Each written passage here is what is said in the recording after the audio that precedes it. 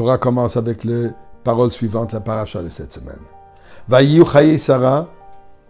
La vie de Sarah était Mea Shana, 100 ans, Esrim Shana, 20 ans, Vesheva Shanim, et 7 ans, Shne chaye Sarah. Les années de la vie de Sarah. Donc la Torah nous dit qu'en principe que Sarah elle a vécu 127 ans. Rashi, après nous avoir expliqué pourquoi la Torah le partage en 3 blocs, 100, 20 et 7, Rashi dit les paroles suivantes. Shne chaye Sarah, Kulan Shavin le Tova. Elles étaient toutes également bonnes. Pour nous dire que Sarah a mené une belle vie. Une vie de bien, une vie de bonté. Le Tova, toute sa vie, elle était bonne. Regardons un peu les événements de la vie de Sarah. D'abord, elle a déménagé à plusieurs reprises. Jusqu'à la fin de ses jours, quand elle est finalement arrivée en Eretz Israël.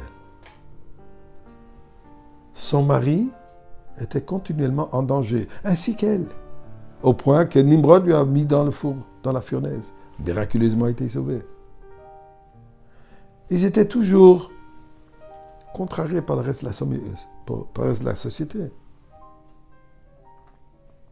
Echad Avraham. Avraham était le seul à combattre le reste de la société et Sarah était sa partenaire égale. Comme nous enseignent nos Chachamim, Avraham et Gaïer Guérim, Sarah et Gaïer et Guérot. Elle était shlucha, ensemble avec son mari. Elle faisait les miftaïm comme son mari.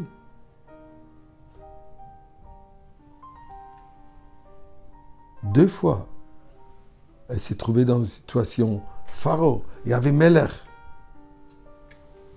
qui voulait la marier contre sa volonté. Toute sa vie, elle attendant la naissance d'un enfant, jusqu'à l'âge de 90. Elle était stérile. Miraculeusement, à l'âge de 90, elle a eu son enfant. Et ensuite, 37 ans plus tard, l'ange vient lui dire, écoute, cet enfant que tu as tellement attendu, il va être offert à Dieu comme un sacrifice. Et c'est là où elle est décédée. Comment est-ce que Rashi peut nous dire qu'elle avait une belle vie? La vie est belle? Apparemment pas très belle pour Sarah.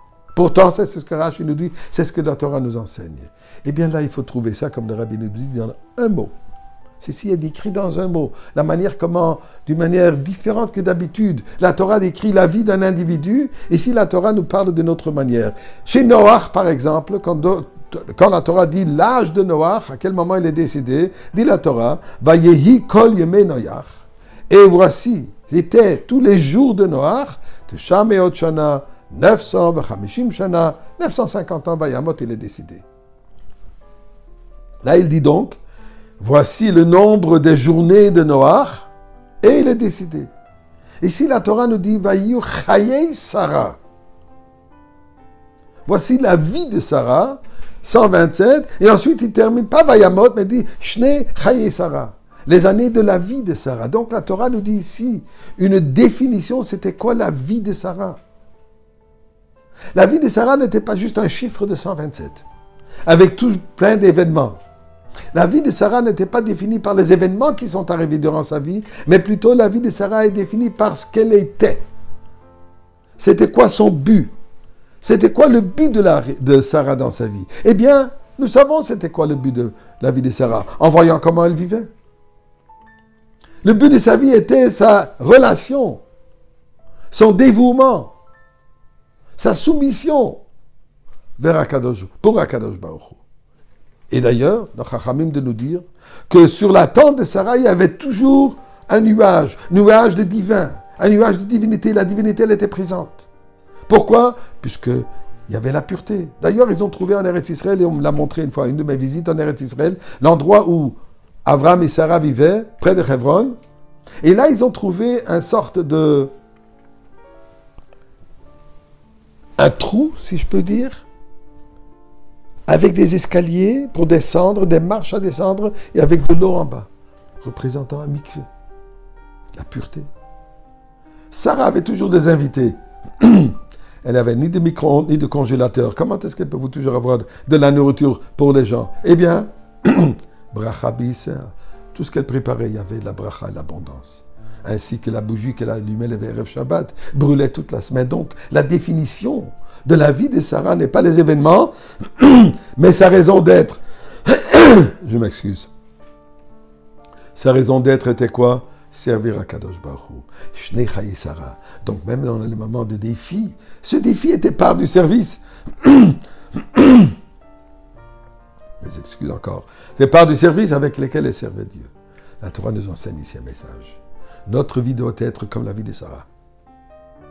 Ne pas se laisser emporter par les événements, mais être toujours bien branché sur notre mission. C'est quoi notre mission? 127, 1 plus 2 plus 7, 10. Arriver, le chiffre 10, la perfection. Perfection, c'est la Géoula avec Mashiach. Branché, fixé là-dessus, on y arrivera.